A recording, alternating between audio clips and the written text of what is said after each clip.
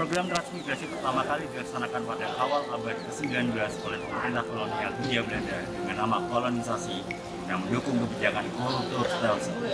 Pada era pemerintah Republik Indonesia, tepatnya pada tahun 1950, program kolonisasi berubah nama menjadi transmigrasi dengan fokus pada pemerataan pembangunan wilayah, distribusi penduduk yang lebih merata, pengentasan kemiskinan, dan perluasan kesempatan kerja. Dengan sejarah panjang pelaksanaan program transmigrasi di Indonesia, lalu bagaimanakah prospek pelaksanaan kebijakan tersebut di masa kini dan yang akan datang?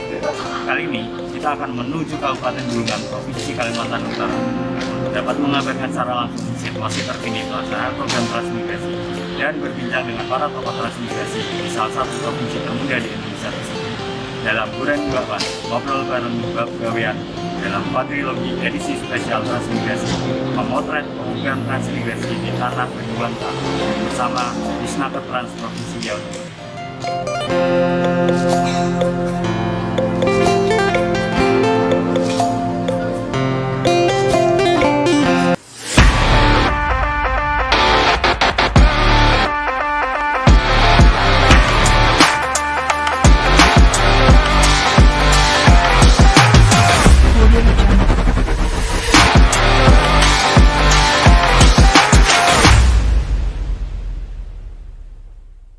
Assalamualaikum warahmatullahi wabarakatuh. Apa kabar konconaker semua? Semoga dalam keadaan sehat, bahagia, sehat sentosa. Amin. Alhamdulillah. Kali ini kita sudah berada di Kabupaten Bulungan, tepatnya di Kecamatan Tanjung Selor nih Pak ya. Ya. Nah, dan alhamdulillah juga kali ini saya sudah bersama dengan Bapak Kepala Dinas Tenaga Kerja dan Transmigrasi Provinsi Kalimantan Utara dengan Bapak Hairumudin SHMM. Selamat siang Bapak. Siang. Terima kasih Pak atas kesediaan waktunya untuk berbagi informasi, berbagi cerita dengan konco-konco naker, dan semoga apa yang disampaikan Bapak nanti bisa menginspirasi konco-konco naker agar terus menjadi tenaga kerja yang luar biasa. Begitu Bapak. Nah, sebelumnya di podcast seri-seri atau episode sebelumnya saya dapat masukan nih, dapat kritik, dapat pertanyaan. Kok pantunnya hilang? Kok tebak-tebakannya hilang? Nah, kali ini izin Pak, ya, kita main tebak-tebakan sedikit Pak. Pemanasan. Nah, terus ini Pak, pertanyaannya adalah sayur-sayur apa yang bisa membuat kita silau? Bisa membuat Kita silau. silau. Wah. Pak Sek, Pak Kabit, Bu Sakina kalau dan teman-teman kru deh, kalau ada yang tahu monggo. Sayur-sayur apa yang bisa membuat kita silau? Teman-teman ada kali yang bisa, silakan. Bukan. Bukan. Ya, Mas Adi. Ya saya bening tadi. Oh, bukan. Yang benar adalah terong. Kan habis gelap terbitlah terong.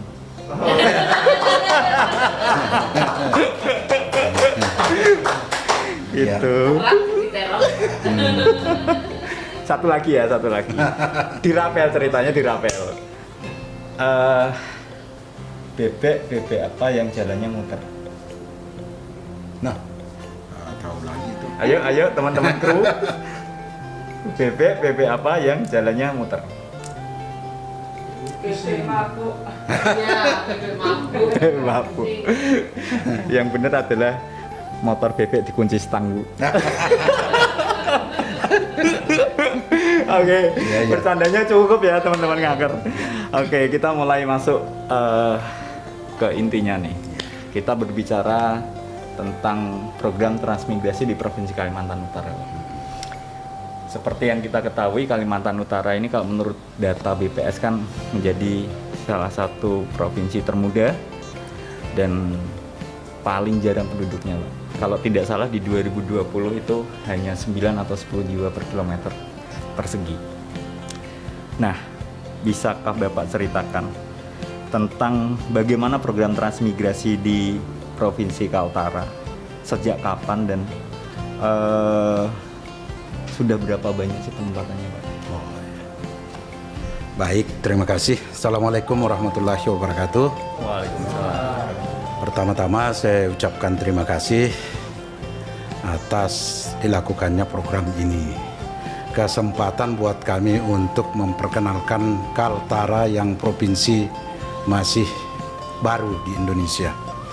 Kalau tadi ditanyakan bagaimana program transmigrasi di Kaltara, sekaligus sejak kapan ada program ini di daerah ini, mungkin enaknya saya jawab dari belakang Bang Ali, Mas. Siap.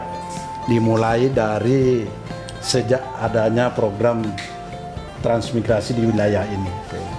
Nah, kalau transmigrasi di daerah kami itu mulai tahun 1972. Oke, saya belum lahir, Pak. Ya. Kalau sekarang 2022 artinya sudah 50 tahun. Kalau generasi manusia itu udah 2 generasi itu. Nah, mengapa saya mulai dari situ? Karena nanti sampai kepada program transmigrasi hari ini. 1972 itu programnya bagaimana terjadi pemerataan penduduk di Indonesia. Oke. Nah, termasuk memang Kalimantan Utara saat ini, waktu itu Kalimantan Timur, Iya. Pak, bagian utara itu Sebelum pemekaran. sangat kurang penduduknya, Oke. sehingga dilakukanlah pemerataan ke sini. Nah, sejak tahun 72 itu. Nah, Maaf, Pak, itu 72 di Kabupaten di Kabupaten Bulungan. di Bulungan, Pak. Ya, Oke, di siap. Kabupaten Bulungan, yang sekarang jadi Kalimantan Utara. Siap. Nah, itu berjalan sampai hari ini, sampai sekarang. Makanya saya bilang tadi, kalau hitung-hitungan itu udah angka sudah 50 tahun program ini berjalan di Bulungan, yang sekarang jadi Kalimantan Utara. Nah, waktu itu isu yang perlu dijawab yang berkembang itu bagaimana pemerataan penduduk Indonesia. Yang kedua, bagaimana pembauran dilakukan. Oke. Yang ketiga, bagaimana pengembangan wilayah dan lain-lain tujuannya pada saat itu. Nah, yang berangkat dari situ ternyata masyarakat Kaltara saat ini, waktu itu masih Kaltim, Iya. bagian utara, beberapa program itu berhasil.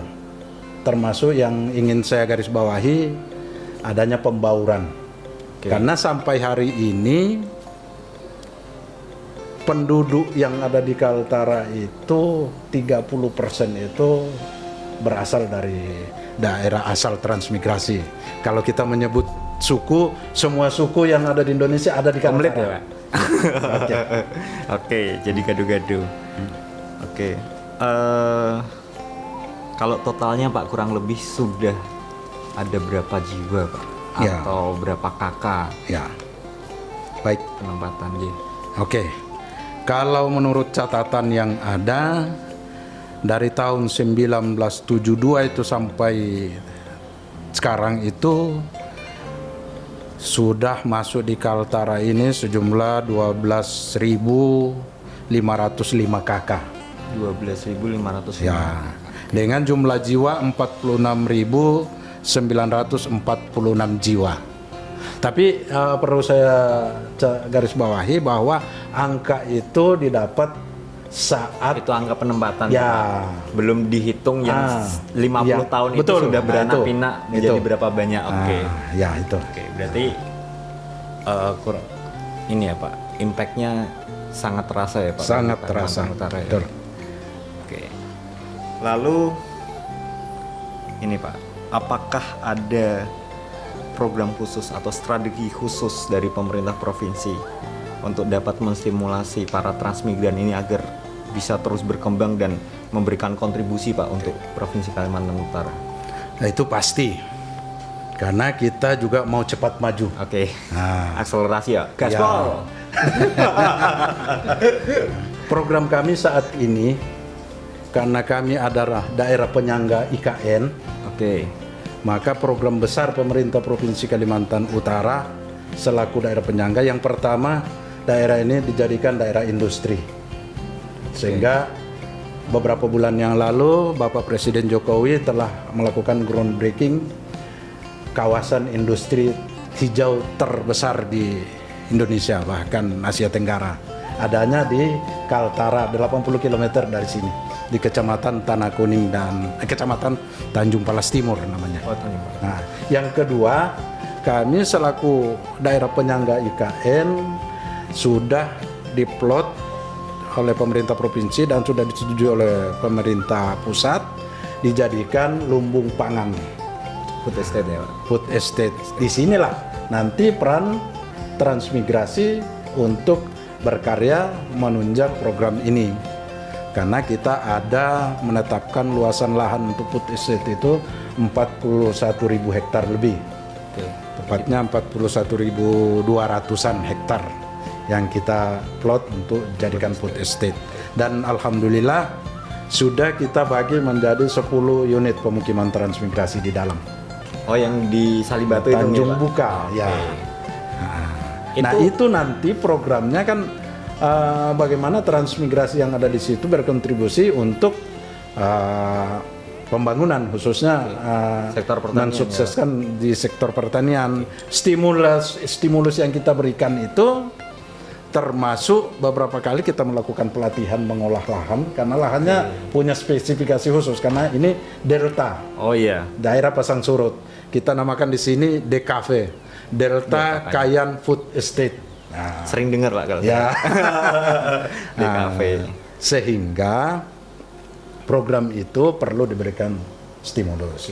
Yang pertama, kita bantu masyarakatnya percepatan penyelesaian urusan tanahnya Sertifikasi supaya ya, Pak? betah. Oh ya. Nah, kalau kelamaan sertifikat tanah yang dia punya belum dikasih, was-was. Nah, kita menghindari itu supaya Iya. betah tinggal di sini. Yang kedua, kita bantu bibit-bibit unggul yang cocok dengan karakteristik lahan yang tersedia di food estate itu. Karena lumbung pangan itu di daerah pasang surut, kita komoditasnya ganti-ganti.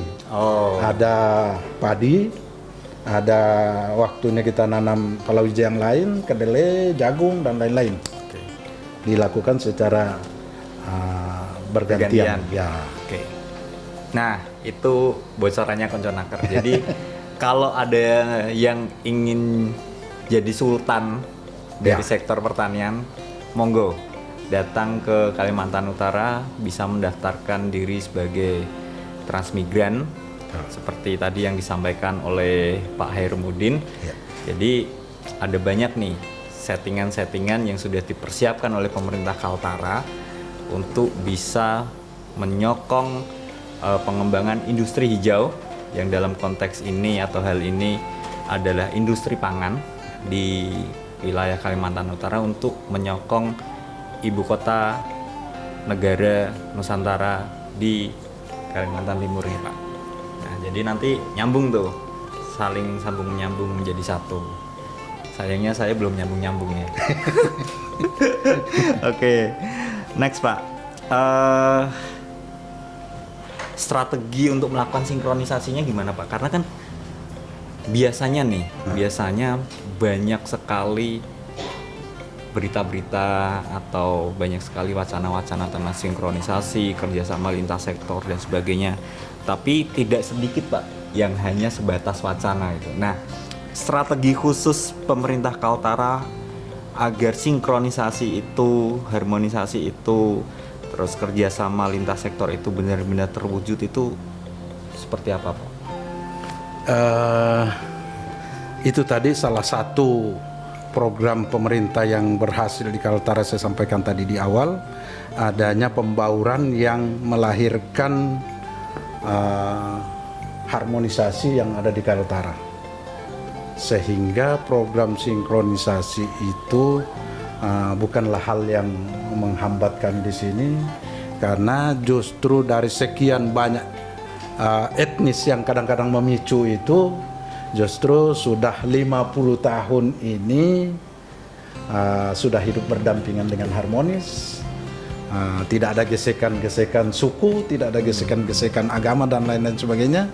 Kami hidup damai di sini bersama semua etnis dan agama yang ada di Indonesia, sehingga untuk melakukan saling keterkaitan dari beberapa komponen kepentingan yang dilakukan itu menjadi lebih mudah.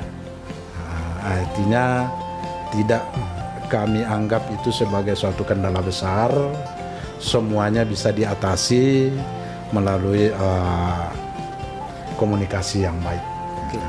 Sehingga program itu bisa sinkron dan berjalan baik. Oke. Kalau itu kan dari aspek sosial masyarakat ya Pak. Kalau dari aspek tata kelola pemerintahannya Pak. Ya. Artinya kalau yang saya baca itu kan banyak rilisan-rilisan, baik itu berita, baik itu hasil riset gitu tentang Delta Kayan Food Estate. Itu kan proyek yang memang sebenarnya luar biasa visinya, luar biasa eskalasinya. Nah, otomatis akan banyak nih institusi-institusi yang seharusnya ikut nimbrung di dalamnya. Nah, itu untuk bisa mengkoordinasikannya, agar sinkron gitu Pak, agar harmonis, merujuk pada satu tujuan besar yang memang diharapkan. Itu ada strategi khusus nggak Pak? Di dalam Renstra Provinsi Kalimantan Utara itu kita menetapkan dulu satu objek apa yang akan kita wujudkan. Oke. Nah, dari situ pimpinan daerah sudah punya gambaran dari sisi ini digarap oleh institusi ini. Misalnya food estate kita mau sukseskan, dinas pertanian itu sudah jelas tupoksinya di sana. Kemudian ada nanti pembinaan pengusaha-pengusaha kecil, ada dinas perdagangannya, UKM-nya masuk, tenaga kerjanya juga dari warga transmigrasi sendiri kita sinkronkan, sehingga di dalam Renstra pemerintah provinsi itu sudah ada persentase-persentase dan target-target tertentu terhadap masing-masing instansi atau institusi yang diharapkan mengambil bagian di sana, dan itu dievaluasi secara berkala sehingga mana yang belum maju itu dicari solusi supaya maju sama-sama. Oke, next Pak. Apakah pemerintah Provinsi Kaltara ada target tertentu terkait dengan hadirnya transmigran Pak? Ya, kehadiran transmigrasi ini beberapa hal yang ingin kami harapkan dari situ. Tentu yang pertama diharapkan warga transmigrasi yang ada itu punya keterampilan sehingga betul-betul bisa mendukung tercapainya program pemerintah. Nah, untuk itu selain kami selaku daerah yang ditempati, wilayah yang ditempati transmigrasi, menyiapkan berbagai instrumen atau katakanlah pelatihan-pelatihan, bantuan-bantuan kepada warga. Demikian juga warga pemerintah asal transmigrasi itu. Kami harapkan pemerintah asal atau yang si pengirim warga nanti itu mengetahui betul karakteristik lahan yang akan ditempati nanti untuk penempatan warga transmigrasi. Jangan sampai datang tidak sanggup mengolah lahan yang ada. Katakanlah biasanya mengolah lahan kering sampai ke sini lahan pasang surut bingung nanti. Nah, itu. Jadi kita koordinasi dengan pemerintah asal warga transmigrasi. Oke, terakhir Pak. Ya. Ada pesan khusus yang ingin disampaikan untuk konco-konco naker atau calon transmigran Pak? Monggo Pak.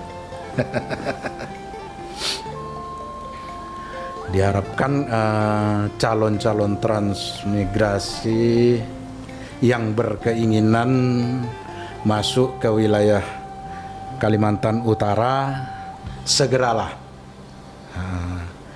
Kalimantan Utara terbuka untuk seluruh warga negara Indonesia, dengan catatan Kalimantan Utara punya karakteristik khusus yang perlu dipahami sebelum menjadi warga transmigrasi.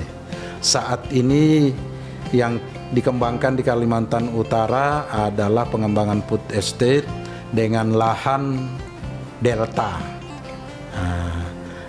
Suasana di sana suasana pasang surut, sehingga perlu keahlian khusus untuk mengolah lahan yang akan ditempati. Kalau tidak siap dengan itu, lebih bagus mengambil sikap lain.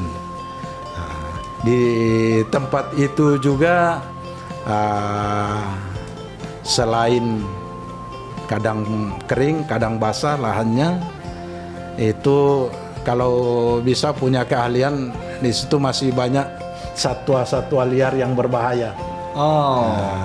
Sering ada buaya masuk ke lokasi transmigrasi. Ngomong buaya yang lebih saya, Pak. Tetapi buaya itu menjadi menjadi pelengkap, menjadi sesuatu yang menarik. Karena konon buaya itu memangsa manusia kalau dia lapar. Siap. Jadi seperti itu Konconaker pesan dari Pak Kadis. Jadi sebagai informasi saja, bahwa seperti yang disebutkan oleh Pak Hairumudin tadi, bahwa lokasi transmigrasi di Kalimantan Utara itu adalah lahan delta. Sebagai informasi bahwa lahan delta itu sebenarnya adalah lahan endapan di muara sungai. Jadi karakteristiknya itu memang agak-agak berlumpur, tapi subur. Dia membawa banyak mineral dari daerah-daerah asalnya dia, seperti itu. Nah, baik. Konconaker sudah mendapatkan cukup gambaran ya mengenai seluk-beluk transmigrasi di Provinsi Kalimantan Utara dari perspektif pemerintah Provinsi Kalimantan Utara, yang hal ini diwakili oleh Bapak Kepala Dinas Tenaga Kerja dan Transmigrasi Provinsi Kalimantan Utara, Bapak Hairumudin SHMM. Beri aplaus. Nah, semoga goreng bakwan kita kali ini dapat menambah wawasan dan pengetahuan kita seputar dunia ketenagakerjaan dan ketransmigrasian. Tidak lupa kami sampaikan terima kasih Pak atas kesediaan Bapak untuk berbagi informasi dan pengetahuan kepada konco-konconaker. Dan sebagai informasi Konconaker, bahwa goreng bakwan kali ini merupakan seri khusus transmigrasi dan akan ditayangkan dengan konsep quadrilogi. Jadi akan ada 4 episode. Jadi ikuti terus episode-episode selanjutnya di channel YouTube-nya Disnaker Trans Provinsi Jawa Tengah, sambil memperbarui informasi pasar kerja dan pelatihan terkini melalui situs www.bursakerja.jatengprof.go.id. Oke. Saleh ke adunane, nikmati bakwane, terus ke karyane, raih prestasine, biar manfaat for everyone. Angger ngobrol bareng bab gawean, pokoke goreng bakwan. Saya Sindung Wardana beserta seluruh kru yang bertugas undur diri, sampai bertemu di episode-episode selanjutnya. Assalamualaikum warahmatullahi wabarakatuh.